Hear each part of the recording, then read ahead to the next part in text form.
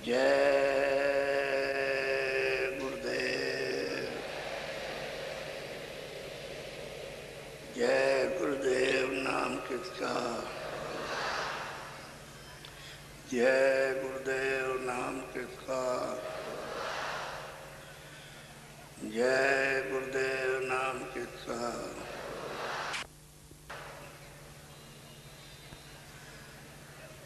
अब आप एक प्रार्थना करो, पहले मैं बोलूंगा उसके बाद आप।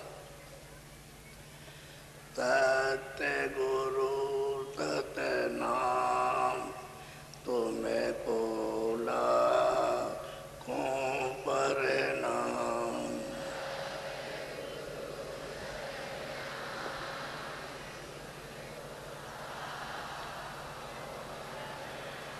सत्य गुरु सत्य नाम तुम्हें बोला कौन पर नाम।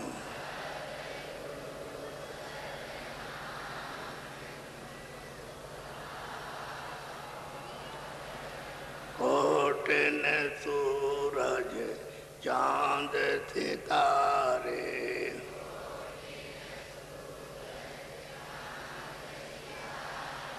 कोटिन सूरज चांद सितारे में करें उजारे।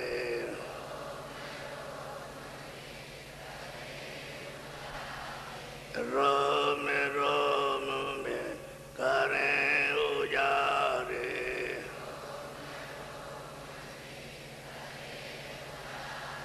सत्य पुरुष करतार तुम्हें खोला खों पर नाम।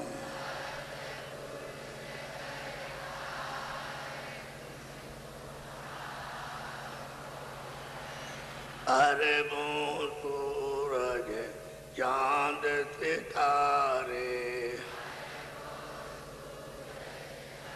सितारे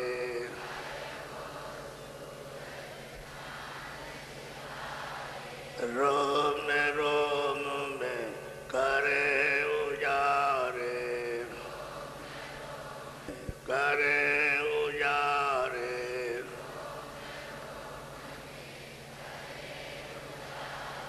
अलख पुरुष करतार तुम्हें खोला खों पर नाम।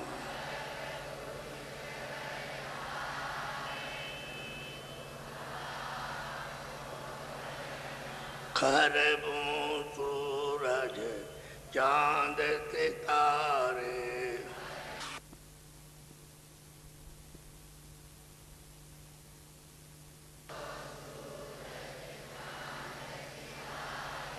खरबों सूरज चांद सितारे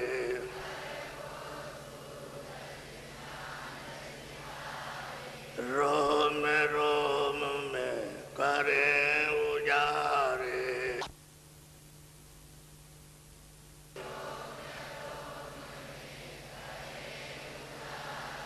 रोम रोम में करे उजारे।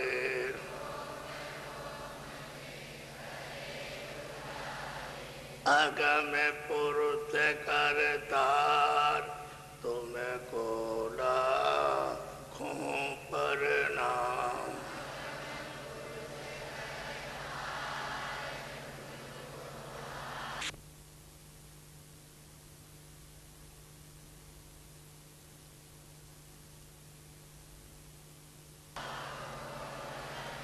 नील नील शशि बान उतारे,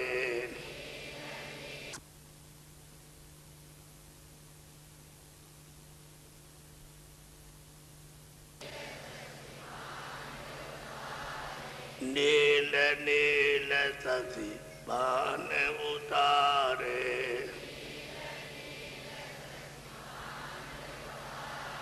रोम रोम में करे उजारे।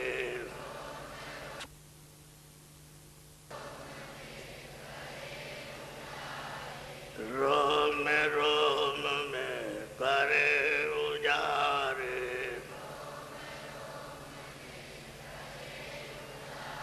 अनामी पुरुष करतार तुम बोला खूं पर ना।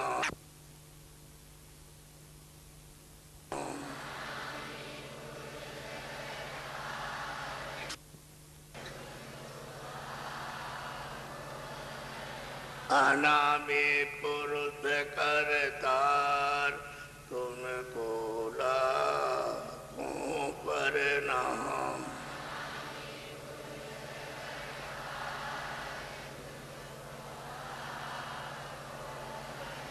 सत्य गुरु सतनाम तुम बोला खूं पर नाम।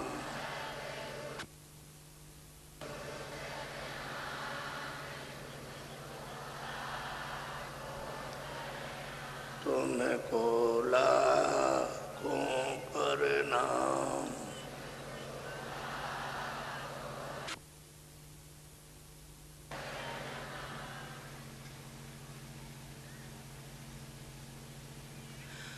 बच्चे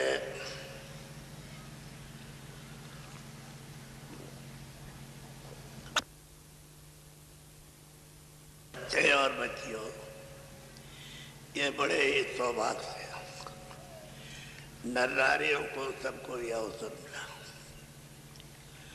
आज आप सच्चे मालिक की उस प्रभु की चर्चा आज सुन रहे हैं।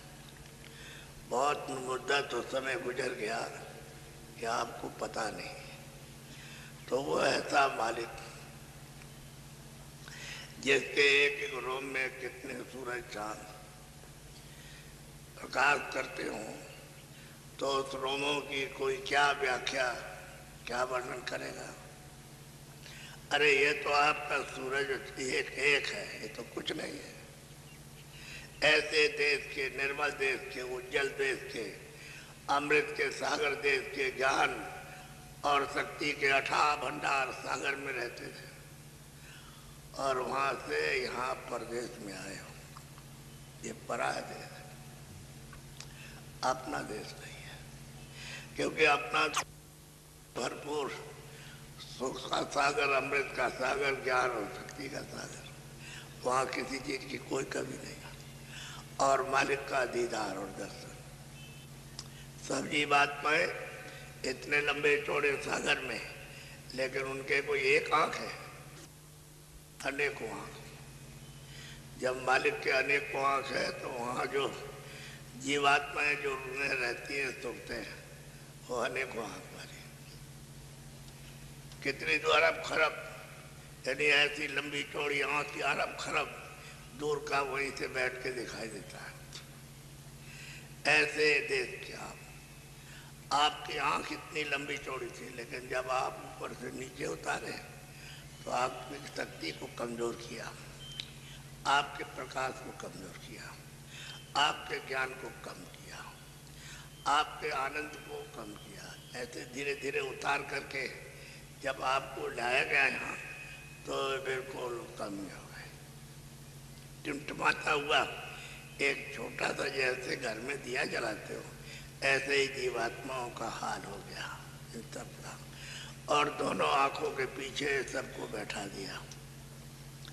जब लाए मनुष्य शरीर में तो सबको बैठाया, और जब बैठा दिया तो कोई आपके अंतःकरण पर कोई गंदगी, यानी पाप पुण्य की नहीं थी, अच्छे बुरे की नहीं थी, क्योंकि न्याय अन्याय था नहीं, सत्य था नहीं। ये सब कोई घटना नहीं थी, किसी को तकलीफ देने की, पीड़ा देने की कोई बात नहीं थी। सबके सब आए, और उस समय पर आँख निर्मल थी, कान निर्मल थे, नाक निर्मल थी, तो सब के सब वापस से अपने देश के लिए लौट गए। आए गए, मालिक ने कहा तुम कैसे आ गए, हमने भेजा था। कि मालिक वहाँ कोई रोक टोक तो थी नहीं, आपने भेजा था तो हम नाम से उतर के गए, और आपने कहा था नाम मत छोड़ना, तो मैं मतलब यह है कि आपने कहा फिर अपने देश में आ जाओगे, तो वहाँ नाम तो छोड़ा नहीं, और गए तो मैं आपके दर्शन के लिए आ गया। कहा अच्छा बहुत किया, अच्छा किया, आ गए। अब वो आए और जाए, वहां आए जाए, तो ये तो जो देश है ये काल का देश है, ये अपना देश तो नहीं, अपना देश तो दयाल का देश है, रहमान का। वहां दया दया है, दूसरा और कुछ काम नहीं, रहम ही रहम है। और काल के देश में रहम नहीं है, यहाँ दया नहीं है। तो आप काल के देश में आए, तो काल कब से आया? पहले तो सभी दयालु थे, ये जितने भी ऊपर से आए थे, ईश्वर और ब्रह्म और पार ब्रह्म, ये 16 बच्चे जो मालिक ने भेजे थे, तब तो सब दयालु थे, क्योंकि उस समय तो कोई झंझट झगड़ा था नहीं किसी तरह का, सब लोग प्रेम से रहते थे, लाए थे प्रेम से रहते थे, उनका भी दीदार दर्शन और अपने मालिक का भी जाके करते थे, तो कोई बात वैसी थी नहीं। लेकिन वो इनको मालूम नहीं था, तो ये सब वापस हो गए, जितने इस मनुष्य शरीर में भेजे सब वापस। वो तो एक घड़ा भर के, ऐसा बड़ा घड़ा भर के एक एक दे दिया, तो उसमें तो अपार जीवात्माएं रुए हैं।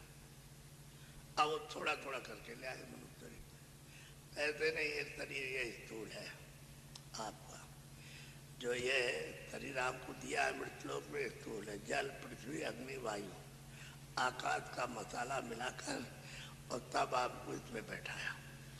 इसके ऊपर में ये नहीं है, तो स्वर्ग और वैकुंठ में लिंग शरीर है, तो वहाँ कौन सा मसाला है? 10 इंद्रियां और चतुर्संताकरण, मन बुद्धि चित्त और अहंकार, तो 10 और 4 14, और रजोगुण और तमोगुण और सतोगुण 3 ये हो गए, और 14 वो 17 तत्वों का लिंग शरीर है। स्वर्ग में वैकुंठ में सब लिंगी शरीर है, तो वहाँ जीवात्मा इससे बारीक पर्दे में बैठी है।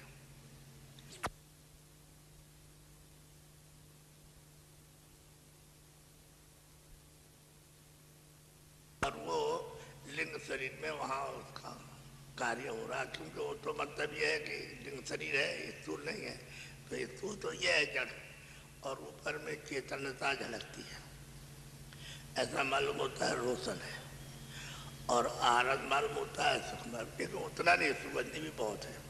स्वर्ग की वैकुंठ की सुगंधी, एक सुई की नोक यानी बोर करके उसमें से ले आओ और इस सागर में डाल दो, तो सब खारा पानी बदल के सब सुगंधित हो जाएगा, इतनी वहाँ सुगंधी है। तो इस शरीर में तो रखा आपके लिए भोजन, ये जड़ शरीर था, खाना पीना अनाज सब्जी फल दूध के ये सब कुछ, इससे इसको रख सकते हो आप। अगर नहीं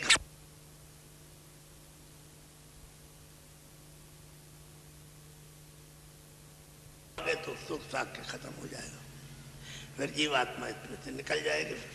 तो इसलिए वो ये चीजें देना। अब वहाँ ऊपर में जो लिंग शरीर, उसमें ये भोजन नहीं है, न अनाज है, न फल है, न फूल है, न दूध है, न घी है, न पानी है, न ये हवा है, न ये अग्नि है, ये सब कुछ नहीं। वो तो लिंग शरीर है,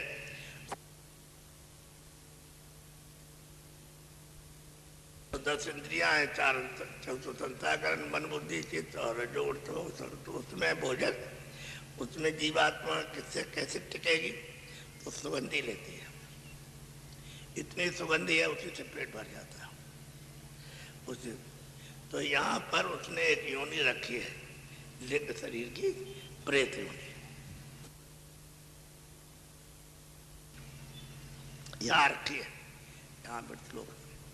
तो जैसे कोई मृत्यु हो गई, पानी में डूब गया, कोई मारा गया, आपने मार दिया उसको, मार दिया उसको, तो ये सब के सब पहले प्रेत योनि में जाएंगे। तो जितनी आयु उनकी बाकी वालों के, आज उसकी 20 वर्ष उम्र है, आपने किसी को मार दिया और 50 वर्ष की उम्र थी, तो 20 वर्ष में आपने मारा तो 30 वर्ष प्रेत योनि में रहेगा। ये सबका हाल है, किसी पशु को मारो, पंछी को मारो, किसी जानवर को या जल के जीवों किसी को भी मारिए, तो जितनी बाकी उनकी उम्र है, जैसे मतलब ये है कि 15 साल हो गए, अभी 5 साल, तो 5 साल प्रेत योनि में सबको रहना। अकाल मृत्यु सबको प्रेत योनि में रहना, कोई भी हो, लड़का हो, बच्ची हो, राजा हो, रैयत हो, हिंदू हो, मुसलमान हो, कोई भी हो, जब प्रेत योनि में तो जब ये अकाल मृत्यु हो गया, जहर खा लो, तो सब प्रेत योनि में चले जाएंगे। और एक प्रेत योनि सजा भी होती है। जो आपने कर्म किया तो उसको प्रेत योनि में, तो प्रेत योनि का क्या है कि पेट बहुत बड़ा और सुई की नोक होती है, उससे भी बहुत छोटा मुख, तो चावल नहीं खा सकता है, मतलब ये कोई रोटी नहीं खा सकता है, कोई दूध नहीं पी सकता। तो अब रोता और चिल्लाता है तो कभी इसको लग गया, कभी उसको लग गया, कभी उसको लग गया, कभी उसको लग गया। प्रेत तो उसमें ऐसा भी होता है जब सजा मिलती है तो 200 वर्ष रहना, किसी को 100 वर्ष का कर दिया, किसी को 5 वर्ष का प्रेत रहो, किसी को 1000 वर्ष का कर दिया प्रेत योनि वर्ष, तो कर्मानुसार। अब वो लिंग शरीर वो अलग है स्वर्ग और वैकुंठ का, उसमें तो उसमें मतलब बहुत सुंदरता है, बहुत खुशबू है, बहुत चमकदार है। और ये मुकुट वगैरह बहुत ही अच्छा, तुम ऐसे मुकुट देखने को कहीं नहीं निकलते हैं। और जैसे हीरे, तो हीरे क्या चमकते, कुछ नहीं चमकते, वो इतना चमकदार है जो मुकुट वगैरह है उनका सुंदर। और आंखें इतनी तेज मतलब है, और सुंदर रूप बहुत सुंदर है, अति सुंदर। उस स्वर्ग वैकुंठ में लोग वहाँ रहते हैं, वहाँ लिंग शरीर में। अब वहाँ सुगंधी है, बहुत सुगंधी, बहुत ज़्यादा। वहाँ जितने भी हैं वो सब सुगंधी सब चीज़ें, बड़े बड़े बगीचे, बड़े बड़े बाग, यानी जैसे तुम्हारा सारा संसार वहाँ एक एक बाग है। ऐसे सुंदर सुंदर खुशबूदार फूल कि उसमें जाओ तो तर हो जाओ बिल्कुल एकदम से। फिर यह इच्छा नहीं होती है कि हम मतलब नीचे जाएं ऊपर जाएं, वो कुछ नहीं। तो महात्मा होते कहते भाई यहाँ कुछ नहीं है, भी भूल भुलैया का स्थान बना रखा है, आगे चलो।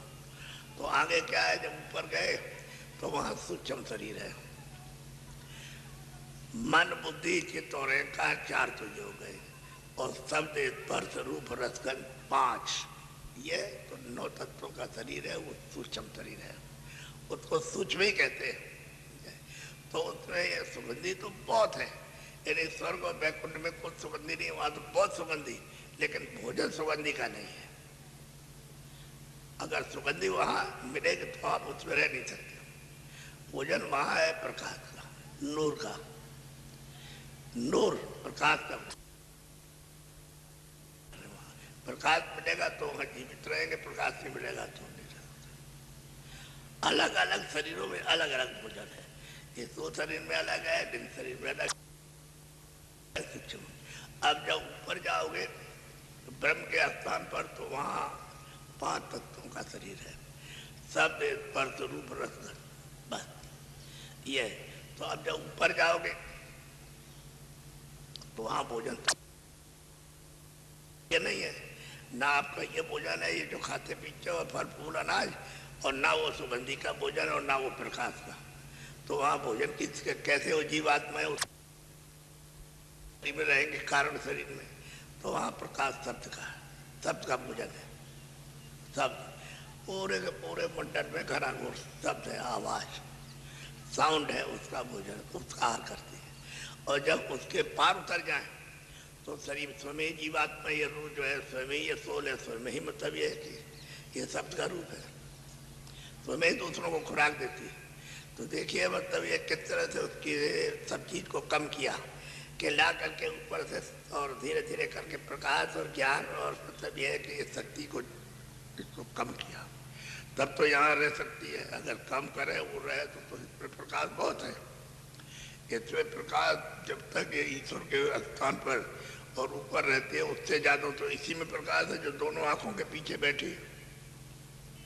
वो तो शरीरों में बंद करके कारण शरीर में उसके प्रकाश को, उसके ज्ञान को और उसकी शक्ति को कम किया, तब जाकर के उस शरीर में बैठा सकते, ऐसे नहीं। और मतलब ये जब नीचे उतारा तो नहीं का बंद करेंगे तो फिर बैठ नहीं सकती। वो तो शक्ति को जब, तो फिर उन्होंने दिया सूक्ष्म शरीर, तो उसमें उसको उसके प्रकाश को कम कर दिया, शक्ति ज्ञान को कम कर, सब चीज को कम किया। अब नीचे ले आए लिंग लोक में, तो उसमें करके उसमें कम कर दिया। हम मृत्यु लोक ले आए तो एक जर्रा, उसके लाख टुकड़े कर दो, उससे भी छोटी है ये जीवात्मा, ये रूप, ये सूरत जो तुम्हारे दोनों आंखें पीछे बैठी, इसलिए वो कोई एक्सरे में भी नहीं आ सकती, कोई किसी तरह फोटो में नहीं आ सकती, वो इतनी छोटी है। लेकिन संतों महात्माओं ने इसको बरामद कर लिया, इसको जान लिया कि कितनी छोटी और कहाँ पर बैठी है और कैसे निकाली जा सकती है, कैसे वापस लौट करके अपनी शक्ति को धारण करे, उनको मालूम है। तो असली बात तो यह है कि आप जहाँ आए हो तो परदेश है, और ये सब तपस्या करते हैं मालिक से, तब किया है, आराधना की है, तो मालिक खुश हो गया तो उससे मांग करके आपको ले आए। मसाला तो मालिक की मौज मर्जी थी, उन्होंने पहले उतार दिया, लोक और मंडल तो उन्होंने पहले से बना दिया, लेकिन यहाँ कोई रचना नहीं थी, खाली खाका बना हुआ था, खड़ा खाका, खाली अंधेरा था, धुंधुकार, इसमें कुछ नहीं था, कोई प्रकाश नहीं था, बिल्कुल जैसे कमरा बना दो और उसमें कोई लाइट या कोई मतलब तो अंधेरा रहेगा, जिनको भी अंधेरा, रात को भी अंधेरा, तो धुंधुकार था। धुंधुकार का मतलब है बिल्कुल बचा हुआ अंधेरा, और न कोई सूरज था, न कोई चांद, न कोई तारे थे। यह तो सब बना के खाका था। बाद में उन्होंने 16 बच्चों को भेजा, तो उन्होंने भेज दिया, तो उन्होंने उनकी तपस्या की अपने अपने स्थान पर कि भाई हमने लोग, बहुत से लोग बना दिए, मंडल बना दिए, अनंतो ब्रह्मांड बनाए, तुम जाओ देखो जा करके। तो इनको सबको मालूम हो गया कि हमको देश निकाला कर देंगे। बाकी वहाँ तो सबको बोध है, वहाँ तो सब चीज का गान है कि मालिक की क्या इच्छा हो रही है, मालिक क्या चाहता है, तो वहाँ तो है कि बनाए इसीलिए कि कोई नया विस्तार करना चाहते हैं, तब ऐसा। तो इनको भेज दिया नीचे। अब उन्होंने भेजा तो मतलब ये, लेकिन वापस जाने के लिए कोई आधार नहीं रखा, नीचे उतार दिया, आप ऊपर नहीं जा सकते, बिल्कुल एकदम से अलग दिया, उस देश में जा ही नहीं सकते। तो ईश्वर भी नहीं जा सकता, और ब्रह्म भी नहीं जा सकते, और पार ब्रह्म भी नहीं जा सकते, और मतलब जो 16 के 16 उनमें से कोई नहीं जा सकता। आपके लिए जब उन्होंने दान में दिया तो आपको सुविधा रखी कि तुम, हम उतारते हैं तो नाम को मत छोड़ना, वहां नीचे जब जाना तो नाम पकड़े रहना, नाम नहीं छोड़ोगे तो हमारे पास वापस आ जाओगे अपने देश में। नाम छोड़ दिया तो हमने दान में दे दिया है, हमने खैरात में दिया उसकी सेवा के एवज में, तो दे दिया है, तुम जाओ। और अब तो हम दे चुके तुमको, तो हमने उसके लिए रास्ता रखा है, ऐसा नहीं है। तो उनको समझा दिया कि भाई इनको तकलीफ मत देना, आराम से रखना। तो तब तो कोई तकलीफ नहीं थी, जब ले आए थे तो बहुत समय थे, कितने युग और कल बीत गए तो कोई तकलीफ नहीं थी, क्योंकि सब वापस आते थे, जाते थे, आते थे, जाते थे, समय पूरा हुआ सब वापस चले गए अपने देश में, अपने घर में। क्योंकि वो तो मतलब ये अथाह सागर है, ये तो अथाह सागर नहीं है, ये तो बहुत सागर है। बहुत सागर उसको कहते हैं जन्मना मरना, जन्मना मरना, जन्मना मरना, बस ये है। यहाँ तो ये बहुत सागर है, और वो आपका देश मतलब ये है कि वो तो इससे परे, वो तो अखंड सागर है, अथाई अचल है, कभी चलता फिरता नहीं आता है। तो आपने उस देश को छोड़ा, यहाँ आ गए। अब आपको ये पता चला कि हाँ कोई देश है हमारा, रास्ता तो उनसे मिलेगा जो जानते रास्ता। तो पहले तो सब जानते थे, जितनी जीवात्माएं मनुष्य शरीर में आई थे सब रास्ता जानते थे, सबके आँख खुली थी, सबके कान खुले थे, और सबके नाक, कोई रास्ता बताने जो तो खुले था, सब आए थे आँख खुल के। आप आँख खुली आए और कान खुले आए और नाक खुले आए, और जब यहाँ बैठे तो कोई आपके ऊपर गंदगी नहीं थी, तो आपको तो दिखाई देता। जलम में गर्म में आँख खुली थी तो सब आप देखते थे माँ के घर में, और वहाँ सब सुनते थे, सब आवाज सब सुनते थे, देवबाड़ी सब सुनते थे, उसकी आकाशवाणी सब सुनते थे सब। और जब बाहर आए तब तो फिर कोई बात ही नहीं, सज्जुग जोगी सब विज्ञानी सबके सब, यानी उस आवाज को पकड़ के चढ़ गए, आँख खुली से देखते जा रहे हो, तो पकड़ के चढ़ते जा रहे हो, और सुगंधी लेते जाते हो। सुगंधी तो ऊपर में बहुत है, लेकिन सबका अलग अलग शरीर में भोजन है वहाँ। तो मतलब चढ़ के लौट गया, समय पूरा हुआ, सब लौट गए, सब जितने भी आए थे मनुष्य में, कोई बच्चा बच्ची यहाँ बचा नहीं, सब गए। तो और खेप लाए थे, तुमने भंडार दिया था एक घड़े में, एक घड़े में अथाह भंडार था जीवात्माओं का, रूहों का, तो उसको दान में दिया, सबको दिया एक एक घड़ा। अब उन्होंने कहा कि अच्छा हम दूसरी खेप ले आते हैं। मनुष्य शरीर में फिर ले आए, उसी तरह से घड़ा बनाया जैसा उन्होंने बनाया कल।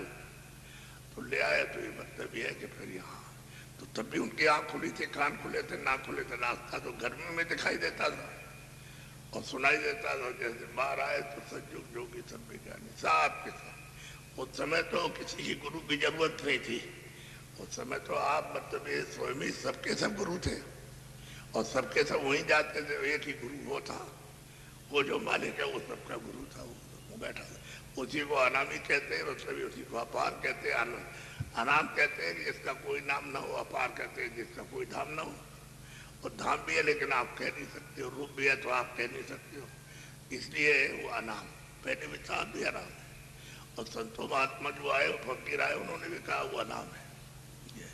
अब उसका किसी नाम से भी आप जो भी प्यार करो नाम से कबूल कर लो कि हम इसी नाम से काम करेंगे, तो आपके पास पहुंचाने का किसी नाम से भी काम कर दे, उसने क्या। तो इसलिए आपको अब भनक पड़ी है कि हमारा देश कहीं और है, यहाँ फंस गए आकर के। तो यहाँ फंसे जब तमाम चले गए, अरे इतनी जीवात्माएं मनुष्य शरीर में आके वापस लौट गई अपने देश में, अपने अपने मतलब ये वतन में। एक कागजों पर उसकी गिनती नहीं है। तब इनको ये चिंता हुई कि भाई ये तो हम मांग के आए थे, मालिक ने हमको खुशी में दे दिया था और कहा कि इनको तकलीफ मत देना, तो मैंने तो कोई तकलीफ दी नहीं इनको।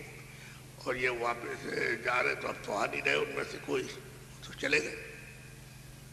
जब तक समय रहा तब तक तो पूरा किया है और समय पूरा हुआ तो चले गए, अब लौट के नहीं आए। तो इतनी जब निकल गएंगे सब, तो ये सब चली जाएंगे तो हम प्रायश्चित करेंगे। सबसे बड़ी फिक्र ये और ये चिंता हुई।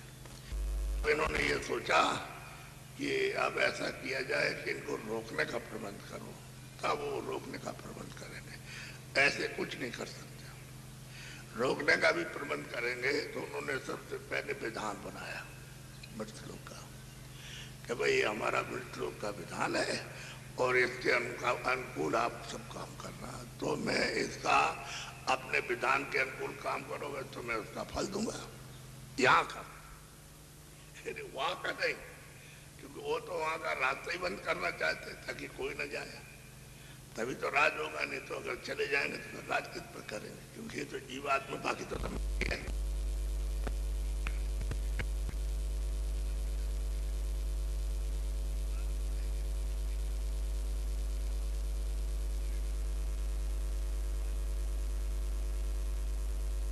अब जो बनाया उसको तो मैंने कल आप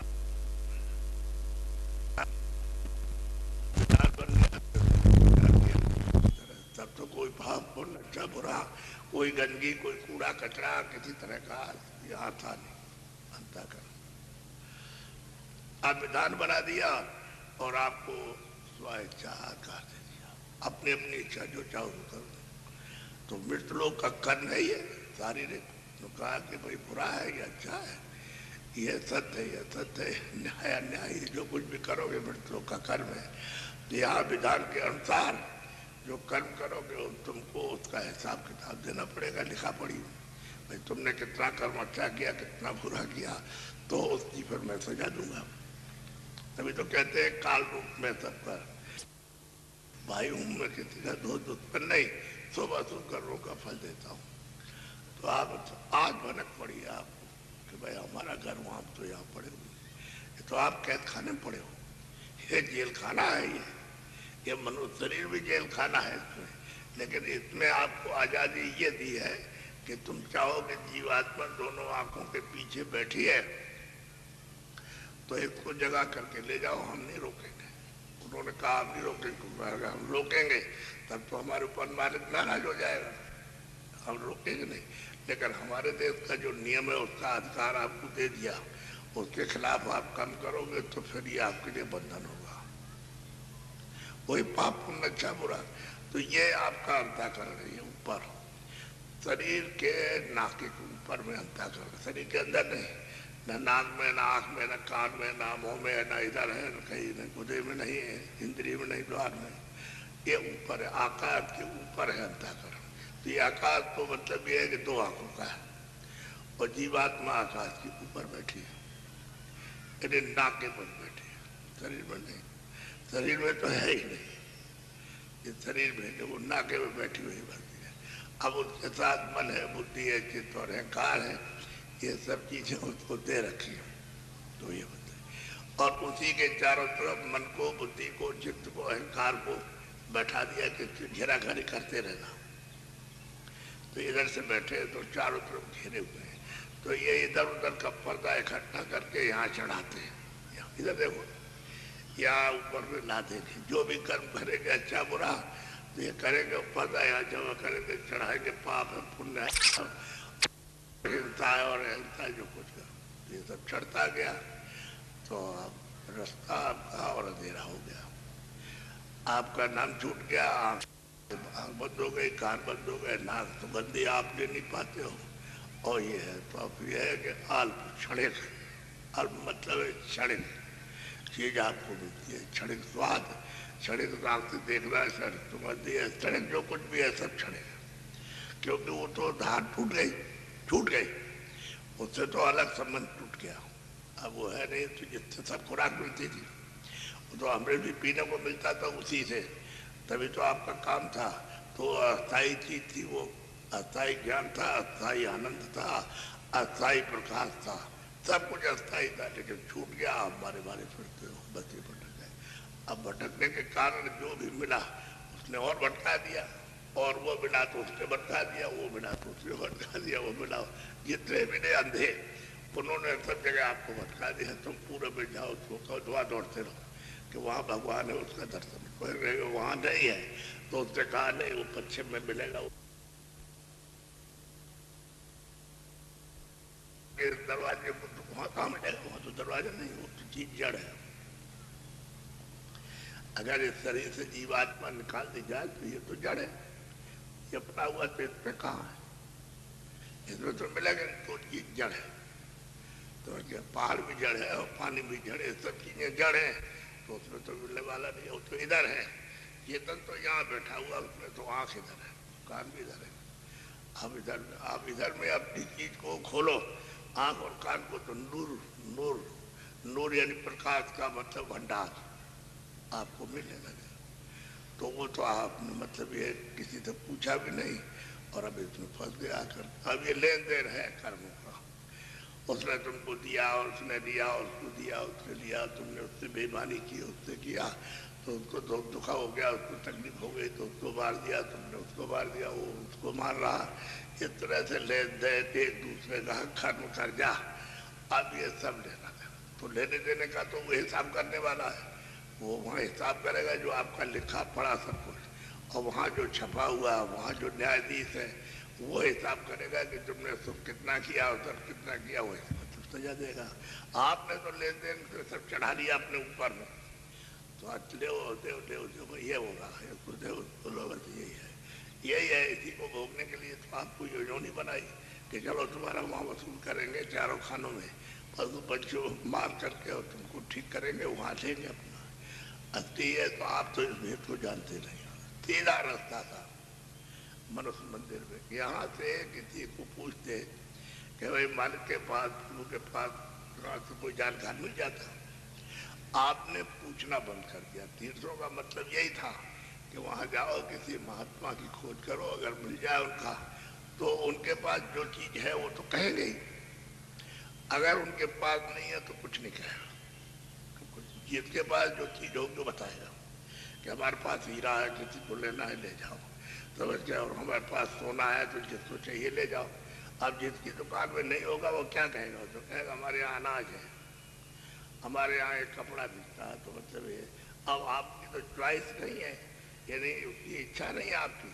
अगर आप किसी से आते हैं भाई हम अपना आत्म ज्ञान, आत्म कल्याण चाहते हैं, प्रभु का दर्शन, तो खोज करते कोई मिल जाता, वो तो आपने बंद कर दिया।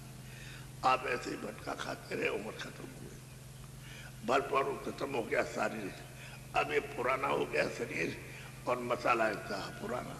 अब आपके घर में बच्चे कहते हैं अरे मर जाए किसी तरह, ये मर जाए तो बहुत अच्छा हो। मैं आप एक बात बताऊं, एक बहुत बड़े सेठ थे, उनकी देवी जी थी, उनके 4 बच्चे थे। तो सेठ जी अचानक में मतलब ये है कि जब समय आया तो चल दिए, अब किसी को मालूम थोड़ी कब जाएंगे, उनको ही नहीं मालूम, तो चल दिए, लेकिन धन खूब छोड़ के गए। तो देवी के पास मतलब ये कि वो सब खजाना था, तो लड़कों को उसने खूब फोटा कि देखो बच्चे, अब तुमको किसी तरह से तकलीफ रहे कि पिताजी रख गए और हम तुमको दिए देते, तो उनको बांट दिया, खूब अपना कारोबार करने लगे। अब लड़कों ने आपस में बात की कि ये बुढ़िया है, तो मतलब ये किस लिए रखे हुए, जिसमें जो कुछ हो हम लोगों को दे दे। अब लड़कों ने आपस में बात की कि ये बुढ़िया है, तो मतलब ये किस लिए रखे हुए, जिसमें जो कुछ हो हम लोगों को दे दे। अब उनको ये हुआ कि क्यों रखे, अरे भाई तुम्हारे पास तो बहुत है, उसने इतना बांटा है कि तुम रख नहीं सकते, फिर कारोबार करो उससे मतलब अपना। लेकिन उनको ये होगा क्यों रखे हुए, वो हमको दे देता।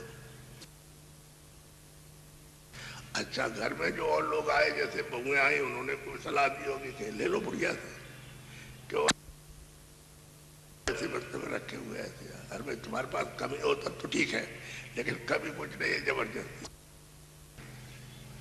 तो बुढ़िया की उम्र हो गई करीब 80 से ऊपर, वो बीमार पड़ी। तो लड़कों ने सोचा कि बुढ़िया मर जाए तो ठीक रहेगा, तो हम लोग लेंगे। अब वो वैद्य दिखाया, उसने दवा दे दी, तो बुढ़िया ठीक हो गई, अच्छी हो गई। तो लड़के अफसोस करने लगे कि अगर तब वैद्य न बुलाते और दवा न देता तो बुढ़िया मर जाती। आप क्या करें, बुढ़िया अच्छी हो गई तो मरेगी नहीं, मर जाती है। अच्छा है, मतलब ये है कि तो अब वो कुछ समय के बाद फिर वो बुढ़िया बीमार पड़ी, तो लड़कों ने उसकी दवा नहीं की, न किसी वैद्य को बुलाया, तो बुढ़िया अचेत हो गई। तो लड़कों ने सोचा ये मौका बहुत अच्छा है, ऐसा मौका कभी आया नहीं कि अचेत हो गई, इसको होती नहीं रहा। तो जल्दी से उसने बांस मंगा करके और बांधी और टिकटी बना करके बुढ़िया को उसमें रखा, कपड़ा उड़ा दिया, बांध दिया, और सब मोहल्ले वालों के बुलाया। तो सब जानते थे, अरे भाई सेठ बहुत अच्छा है, दूसरों की मदद करता था, और उसकी घरवाली है तो वो भी मदद करती रहती थी, धन की कोई कमी नहीं थी। तो सब लोग आ गए, मोहल्ले के, गांव के, सबके सब बड़ा हजूम हुआ। तो लड़कों ने चारों ने कहा कि जो हम बोलेंगे उठाते समय वही तुम लोग सब बोला। तो जैसे उठा करके तो उन्होंने कहा राम नाम सत्य है, सत्य बोलो मुक्त है। तो सब लोग बोले कि राम नाम सत्य है और सत्य बोलो। तो बुढ़िया बोली उठाते समय, अरे भाई मैं तो जिंदा हूं, तुम कहाँ लिए जा रहे हो? मैं तो जिंदा हूं, तुम कहाँ लिए जा रहे हो? राम नाम सत्य है और सत्य बोलो मुक्त है। जो बुढ़िया कहे तो सच है, और राम नाम सत्य है और सत्य बोलो मुक्त है। अब उन्होंने ये शुरू कर दिया, यानी कोई सुनने ना पाए, वो सब लोग बोलते रहे, ये बोलते रहे, जो बुढ़िया कहे तो सच है, और राम नाम सत्य है, और सत्य बोलो तो मुक्त है। और ये कहते हुए सीधे ले गए, वहां ले गए जहाँ संतान भूमि थी, पहले से लकड़ियां तैयार करा दी, बुढ़िया को जिंदा उस पर रखा और आग लगा दी। बुढ़िया कहती रह गई, अरे बच्चों ये क्या कर रहे हैं, मैं तो अभी जिंदा हूँ। कहने लगे बुढ़िया है तो कहती है मैं जिंदा हूँ, बिल्कुल सही बात है, लेकिन अब तो राम नाम सत्य और सत्य बोलो मुक्त है। बुढ़िया फूक दिया। यहाँ तो ये हालत है, ये है। अब तो पहले तो कुछ अच्छा भी समय था जब ऐसा हुआ था, अब तो बिल्कुल ही नहीं है। अब तो समय उस तरह का अच्छा और विचार विवेक है ही नहीं। तो बताइए क्या गुजर रही है सबके ऊपर, इसमें लग गए आप। सारा जितना भी धंधा, जितना भी आपकी शक्ति, जो कुछ भी है, सब इसमें कूड़े में लगाए थे। आप अपने लिए तो कुछ लगाते नहीं, इसमें लगाए थे तो इसमें मिलेगा आपको क्या? अरे सब इकट्ठा किया तुमने, बहुत मेहनत से तुमने अपनी जीवात्मा के लिए तो कुछ इकट्ठा किया नहीं है, शरीर के लिए। ये तो कूड़ा का शरीर ही कूड़ा है। इसमें से जब जीवात्मा निकाल दी तो तुरंत आप कहते हो 5 मिनट में जल्दी करो। अब ये यहाँ क्या इसकी जरूरत है? अब इसमें कपड़ा डालो तो बस कह लेंगे हाँ देखा, कहा अब हमको डर लगता है। घर वाले ही कहते हैं कि कपड़ा डालो और उसको दिखाने की क्या जरूरत, ले जाओ इसको। और कपड़ा डाल के ले गए। आप पहले ये सोचो तो एक कूड़ा है ये, इसको घर में रख तो सकते नहीं हो, ये तो अगर 48 घंटे तो क्या तो बदबू करेगा, इतना मोहल्ले का कोई आदमी मतलब गाँव का नहीं रह सकता। तो आपने अपना रसम बना लिया, ले गया। अब वो जो कुछ में कूड़ा इकट्ठा किया वो तेरे साथ गया, वो तो पड़ा, वो पड़ा, वो कूड़ा ही है और क्या। अरे मिट्टी को इकट्ठा किया, चाहे सोना हो, चाहे चांदी हो, चाहे हीरे हो, जवाहरात हो, कोई सामान, कूड़ा ही है। ये तो तुम्हारे साथ, ये तो इसके लिए था, तो इसके लिए काम मिलो। कौन मना कर, जब तक रहो तब तक इसके काम लो, और पहले ही से उदास हो, पहले ही से तुम्हारा अभाव रहे कि भाई ये तो हमारा नहीं, दूसरे का, वो तो अपना ले लेगा। और हम जिसमें बैठे हुए वो भी उसका है, तो वो भी कहेगा हमारा ये दिए जाओ, और ये हमारा सब यहाँ रख दो, इसको ले नहीं जा सकते, वो सब उतरवा लेगा। तो शरीर भी ले लेगा, सामान भी रखवा लेगा, और जो भी पहचानना, सुनना, समझना उसे रखवा लेगा। तो आपको ये सोचना ये मृत लोग है, ये मौत का स्थान है, यहाँ कोई रह नहीं सकता। चाहे राजा हो, चाहे चक्रवर्ती हो, चाहे और भी राजा हो, उससे क्या है, कितना भी धनी हो, यहाँ नहीं रह सकता। वो सब उसको यहाँ छोड़ करके तब यही चीज यही जाना। अब हम लोग ये सोचते हैं क्या लेके जाएंगे, लड़के को ले जाएंगे, लड़की को ले जाएंगे, स्त्री को ले जाएंगे, इसको ले जाएंगे, उसको धन दौलत को, मकान को, सोना चांदी जाने वाला कुछ, ये तुम्हारी भूल है ना। तो बाबा जी ये कहते हैं वे आए थे तुम मनुष्य मंदिर में जिस्मानी बेइज्जत में खुदा के दीदार के लिए, तुमको भेजा गया था कि भाई अब की बार तुम मेहनत करके, और अब की बार तुम अपनी आंख खोल करके और उसका दर्शन करो। पहले तो उनका दर्शन करो जिन्होंने फंसाया, पहले तो वही मिलेगा। ईश्वर ही का पहले दर्शन होगा, ब्रह्मा विष्णु महादेव उनका ही दर्शन होगा, और उनके लोग का जहाँ रहते उन्हीं का दर्शन, ब्रह्म का दर्शन और उनके लोग का दर्शन। तो पहले तो मालिक तो बहुत देर में मिलेगा, वो तो पता महात्मा बताएंगे कि भाई तुमको वहां जाना, वहां है मालिक, यहाँ कहीं नहीं है। ये तो तुमको फंसाने वाले ले आए, तुमको फंसा देंगे, इसलिए तो कहते हैं रास्ता ये, इधर से चलो। अंदर और बाहर दोनों तरफ रास्ता बताएंगे, तब ये जीवात्मा अपने घर जा सकता है, ऐसे जाएगा। इसी में फंस करके और जोग उठा दे, कितने जोग बीत जाते हैं उसमें, नरकों में और 84 में कोई मनुष्य नहीं मिलता। कोई तो हमने कल एक बात कही, उस पर ध्यान देना चाहिए कि जितने बैठे इनको किसी को मनुष्य नहीं मिलेगा, किसी को भी। आप तो कहते हो कि भाई हमने पुण्य किया, हमने ये किया, लेकिन जब उसके कागज में निकले, उसके वो जो कैमरा फोटो छपती है, जो आपका छप रहा है कर्म अच्छा बुरा, वो सब उसमें तो कुछ निकलेगा नहीं। जब उसमें नहीं निकलेगा तो तुम्हारा तुमने पुण्य कैसे किया, तो कहेगा इसमें तो एक भी पुण्य नहीं है, यानी एक भी सब कर्म नहीं है, एक भी नेक काम नहीं है, सब बद काम और ये सब पाप कर्म है। तो बात ये, और तुम कहते हो हम पुण्य करते हैं, तो तुम अपनी समझ से करते हो जो कुछ करते हो, उसके यहाँ तो ये नहीं है। उसने तो बताया कि पुण्य ये है तो उसको करो। उसने क्या कहा कि सब जीवों पर रहम करो, सब रूहों पर रहम करो, यानी सब जीवों पर दया करो, रहम करो, और किसी भी जीव को, किसी भी रूह को सताओ मत, चाहे वो आदमी का हो, चाहे मतलब स्त्री हो, चाहे बच्चा हो, चाहे पशु हो, चाहे पंछी हो, किसी को नहीं, क्योंकि रूह तो यही है, इसी से निकाल के तो उसमें बन की गई कर्मानुसार। तो पशु बन गया, पंछी बन गया, जल का जीव हो, थल का जीव हो, ये रहने वाला हो, इसी ऐसा ये तो बन गया। जीवात्मा तो यही है, और वही इसमें जो बुद्धि है, चित्त है, मन है, वो यही, प्राण भी यही है। तो आप ये बात तो समझना, तो कहते हैं जीवों पर दया करो और रूह पर रहम करो, ये साफ साफ कहा है।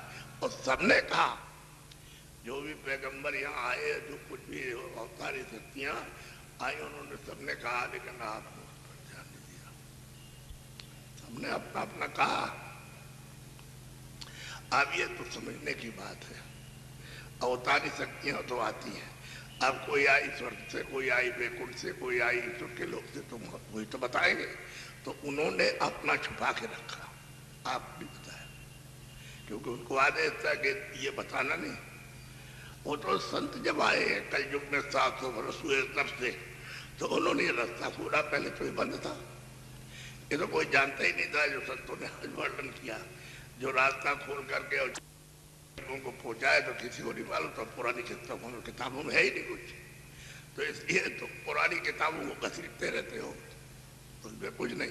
वो कहते हैं ये भी है और ये भी, उसको भी बताते हैं कि ये भी रास्ते में मिलेगा और ये भी मिलेगा और ये भी मिलेगा, और इसके परे चलो, परे आपका देश है, आपका घर मिलेगा, आपका वो जो है सबका स्वामी वो मिलेगा, यहाँ नहीं मिलेगा।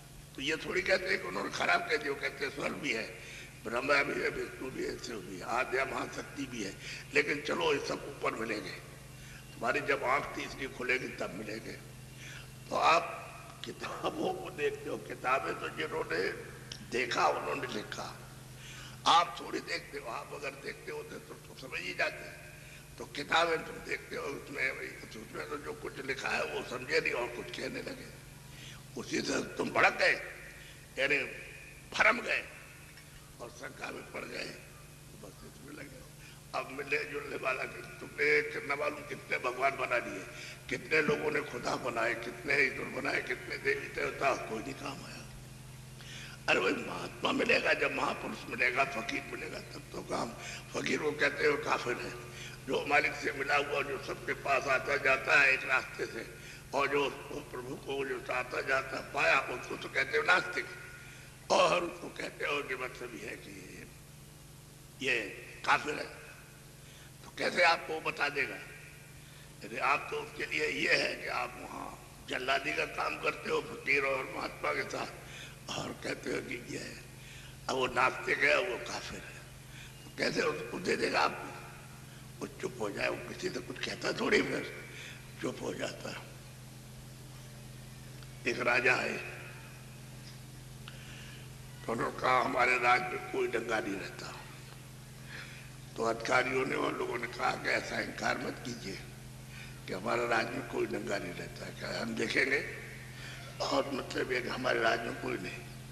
अच्छा, हम जा रहे हैं रात को, हम सब देखने के लिए तो भेष बदल के निकला।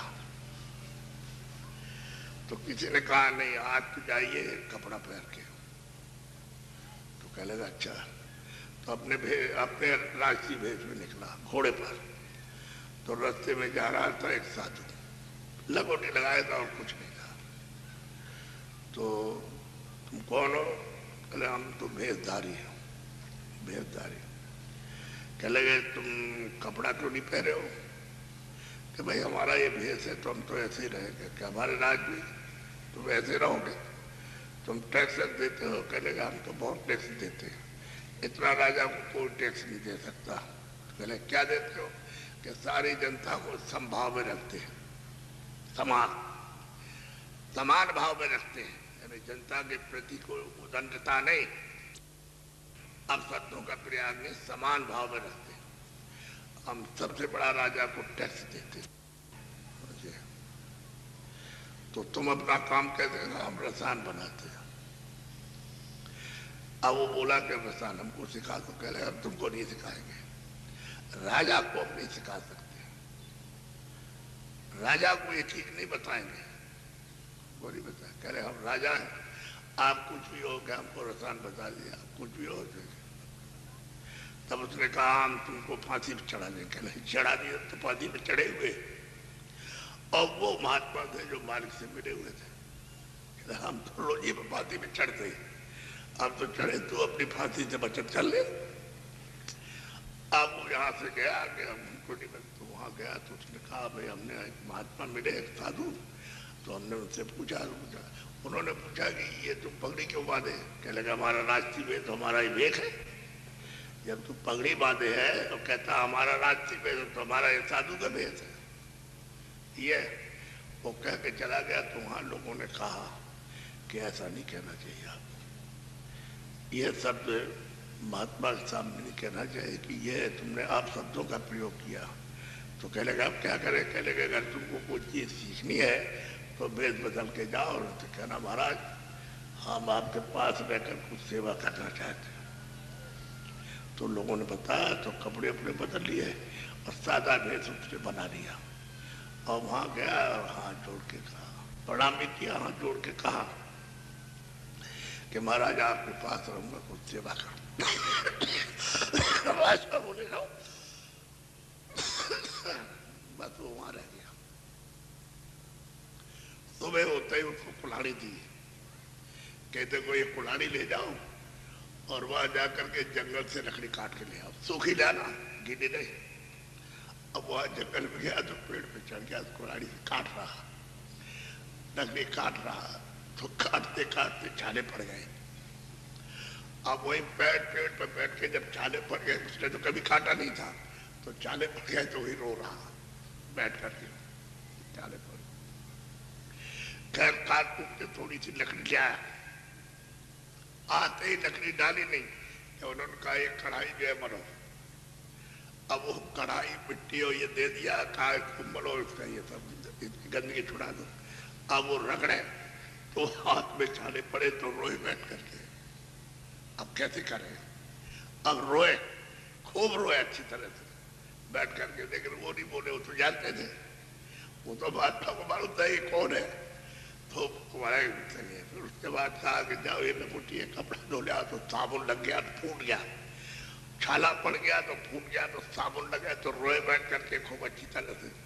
अब क्या किया जाए, तो 6 महीने तक बड़ी सेवा नहीं होती, बहुत दबा उन्होंने कुछ नहीं बताई, ये तुम तुम्हारा काम कर रहे, सेवा करो। उसने कहा हम सेवा करेंगे, सेवा करें। करते करते सेवा तो महात्मा जी प्रसन्न हो गए, बोले क्या लगे अच्छा ठीक है, हम तुझसे बहुत खुश हो गए, हम रसायन बना सिखा देंगे, रसायन बनाना सिखा देंगे। तो रसायन बनाना सिखा दिया। अब वो जब सीख गया रसायन बनाना, तो वो जब वहां गया तो उसके बाद में भेद बदल करके कपड़े पहन के पगड़ी अगड़ी बांध करके घोड़े पे सवार होके आया। कहिए महात्मा जी हमने रसायन सीख लिया है। अरे कहने गए राजा बन गए, अरे लगोटी धोई है, लकड़ी लाया है, बर्तन बने हैं, खाना बनाया है, चौका लगाया है, सब कुछ पानी ले आया है, समझ गए, और तूने रो रो करके ये काम किया, हम तुझसे खुश हो गए, तो रसायन बना दिया। तब उसकी अकल आई कि बात तो बिल्कुल सही है। वो तो जानते थे कि राजा है, उनको तो मालूम था, ऐसा थोड़ी कि नहीं जानते थे। अब ये सब काम तो लगोटी, तो कहने लगा अगर महात्मा से कुछ लेना है, कुछ चीज, तो सेवक बन जाओ, तो दे देगा आप, और नहीं सेवा करो तो राजा क्या चीज, चक्रवर्ती राजा, उसके साथ में धनवनी क्या, कुछ नहीं। तो उनके पास तो जो दौलत है किसी के पास, इसलिए उनसे श्रद्धा के साथ, प्रेम के साथ में, सद्भाव से, अपने सम्मान को रखते हुए, अपना सम्मान कि हमको कोई जगह मिल जाए तो हमको सेवा भाव सम्मान से किया जाता है, ताकि वो आपके ऊपर प्रसन्न हो जाए, इसलिए किया जाता है कि भाई सेवा करते हैं तो आदर की दृष्टि से देखते, बड़ा शिक्षा प्रेमी है, सब अच्छा है। इसी तरह से आपकी चीज ध्यान में रखो और मतलब सेवा करते जो वो महापुरुषों के पास है उसको धीरे से प्यार से ले लो, तो प्यार बहुत बड़ी चीज है। तो हर चीज में एक बात आपको ऐसी बताऊंगा जो आपको आश्चर्य होगा। एक आदमी, उसने पहले छोटा काम करता था, फिर बड़ा दुकान की, फिर उसने अच्छे पैसे कमा लिए, तो गांव में 5 मंजिल का मकान बनाया, और वो सेठ बोला जा रहा कि भाई बड़ा सेठ है। एक महात्मा जी उधर से जा रहे थे, तो अपने मकान के सामने ऐसे खड़े होकर के ऊपर नीचे देखता तो बहुत हंसता था, बहुत हंसता था। जब बगल से महात्मा जी निकले तो उनका क्या क्या देख के हंस रहे, कह रहे मैं अपना मकान देख के हंस रहे, कहने का ये कूड़ा कचरा है, ये मनुष्य मंदिर उसने दिया आलिशान, अरे इस पे बैठ करके तू अपने काम को करो, उस मंदिर उस महल में चल। तो उसने कहा क्या कहा, तुम्हारे ऐसे महात्माओं को मैं जेब में डाले रहता हूँ, जेब में। तो कुछ नहीं बोले, वो तो उनकी बात सुन करके वो तो कुछ नहीं सुनना, वो तो पूरे महात्मा से चले गए तो 6 महीने उधर रहे। अब उधर से फिर उसी रास्ते से जाना हुआ, उन्होंने पूछा कि भाई गांव के, इधर एक गांव में बहुत बड़ा मकान था, तो क्या हम उधर से छूट गया रास्ता किधर से? कह लगे नहीं महाराज, यही रास्ता आगे मिलेगा आपको गाँव। तो जो मकान दूर से दिखाई देते वो कह लगे जलजला आया, गिर गया, यानी भूकंप आया तो सब नीचे खत्म हो गया। अब वो जा रहे थे, जब मकान के सामने से निकले, रास्ता तो वही था, तो वो बैठे रो रहा। वो मनवा के देख करके रो रहा था। और जब महात्मा जी पहुंचे, अरे भाई तो इस कूड़े को देख के रो रहा? अरे हमने नहीं कहा था कि भाई ये कूड़ा है, इसके देख क्यों हंसता है, ये कूड़े को देख के हम रोता है? अरे मनुष्य मंदिर दिया है, अभी ये जाने वाला है, तो इसमें कुछ कर दे। समझ गए? नहीं तो ये कूड़ा है, तभी पड़ा रह गया, तेरा देखा नहीं, अब रो रहा उसके लिए। तब उसको यह आया तो उठ के खड़ा हो गया, रोना बंद कर दिया।